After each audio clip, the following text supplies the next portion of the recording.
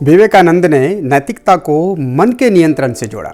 सत्य, पवित्रता और निस्वार्थता को उन लक्षणों के रूप में देखा जो इसे मजबूत करते हैं। उन्होंने अपने अनुयायियों को पवित्र, निस्वार्थ और श्रद्धा रखने की सलाह दी। विवेकानंद ने ब्रह्मचर्य का समर्थन किया, इसे अपनी शारीरिक और मानसिक सहन शक्ति और वाक्पटुता का स्रोत मान। स्वामी विवेकानंद का जन्म 12 जनवरी सन 1963 को हुआ। उनका घर का नाम नरेंद्र दत्त था। उनके पिता विश्वनाथ दत्त पश्चात सभ्यता में विश्वास रखते थे। वे अपने पुत्र नरेंद्र को भी अंग्रेजी पढ़ाकर पश्चात सभ्यता यानी कि पश्चिमी सभ्यता के ढंग पर ही चलाना चाहते थे। नरेंद्र की बुद्धि बचपन से ही बड़ी तीव्र थी और परमात्मा को पाने की लालसा भी प्रबल था। इस हेतु वे पहले ब्रह्म समाज में गए, किंतु वहां उनके चित्त को संतोष नहीं हुआ।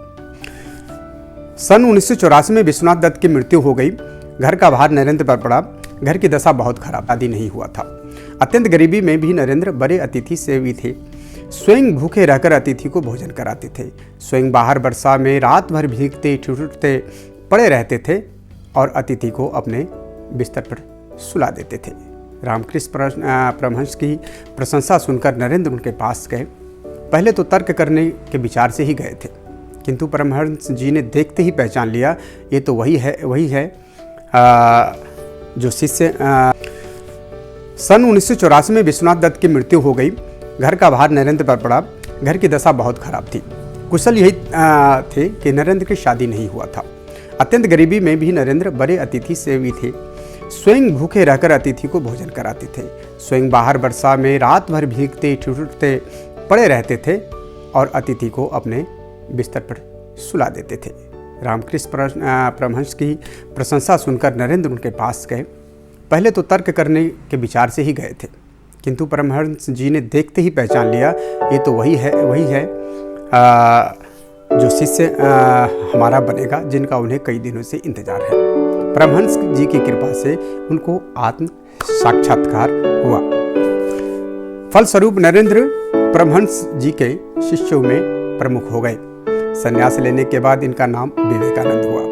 स्वामी विवेकानंद अपना जीवन अपने गुरुदेव स्वामी रामकृष्ण परमहंस को समर्पित कर चुके थे। गुरुदेव की शरीर त्यागने के दिनों में अपने घर पर कुटुंब की नाजुक हालत की परवाह किए बिना, स्वयं के भोजन की परवाह किए बिना गुरु सेवा में सतत हाजिर रहते थे। गुरुदेव का शरीर अत्यंत रुग्ण हो गया था। कैंसर के कारण गले में से थूक, कफ, पीत आदि निकलता था।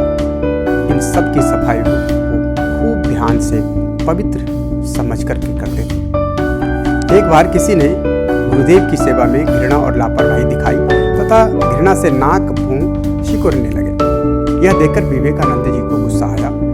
उस गुरु भाई को पाठ पढ़ाते हुए और गुरुदेव की प्रत्येक वस्तु के प्रति प्रेम दर्शाते हुए उसने बिस्तर के पास बड़े रक्त, कफ आदि से भरी थूकदानी उठाकर पूरा पी गया। गुरु के प्रति ऐसे अनन्य भक्ति और निष्ठा के प्रताप से ही वे अपने गुरु के शरीर और उनके दिव्यतम आदर्शों की उत्तम सेवा कर सके। गुरुदेव को वे समझ सके, स्वयं के अस्तित्व को गुरुदेव के स्वरूप में विलीन करके सके, समग्र विश्व में भारत के अमूल्य आध्यात्मिक खजाने की महक फैला सके। उनके इस महान व्यक्तित्व की नींव में ऐसे ही गुरु भक्ति, गुरु सेवा और गुरु के प्रति अनन्य निष्ठा है। इसकी अवस्था में नरेंद्र दत्त ने गेरुआ वस्त्र पहन लिए। तत्पश्चात उन्होंने पैदल ही पूरे भारतवर्ष की यात्रा की। सन 1993 में शिकागो, अमेरिका में विश्व धर्म परिषद हो रही थी। स्वामी विवेकानंद जी उसमें भारत के प्रतिनिधित्व के रूप में पहुंचे। यूरोप, अमेरिका के लोग उस समय पराधीन भारतवासियों को बहुत ही हीन दृष्टि से देखा करते थे। वहाँ लोगों ने बहुत प्रयत्न किया कि स्वामी विवेकानंद को सर्वधर्म परिषद में बोलने न दिया जाए। एक अमेरिकन प्रोफेसर के प्रयास से उन्हें थोड़ा समय मिला, किंतु उनके विचार सुनकर सभी विद्वान चकित रह गए। फिर तो अमेरिका में उनका बहुत स्वागत हुआ। वहाँ इनके भक्तों का एक बड़ा समुदाय हो गया। 3 वर्ष तक वे अमेरिका में रहे और वहाँ के लोगों को भारतीय तत्वज्ञान की अद्भुत ज्योति प्रदान करते रहे। आध्यात्म विद्या और भारतीय दर्शन के बिना विश्व अनाथ हो जाएगा, यह स्वामी विवेकानंद जी का दृष्टि अमेरिका में उन्होंने रामकृष्ण मिशन की अनेक शाखाएं स्थापित की। अनेक अमेरिकन विद्वानों ने उनका शिष्यत्व ग्रहण किया। वे सदा अपने को गरीबों का सेवक कहते थे। भारत के गौरव को देश देशांतरों में उज्जवल करने का उन्होंने सदा प्रयत्न किया। 4 जुलाई सन 1902 में उन्होंने अपना देह त्याग दिया। ये संक्षिप्त विवरण स्वामी विवेकानंद जी के जीवन पर आधारित था।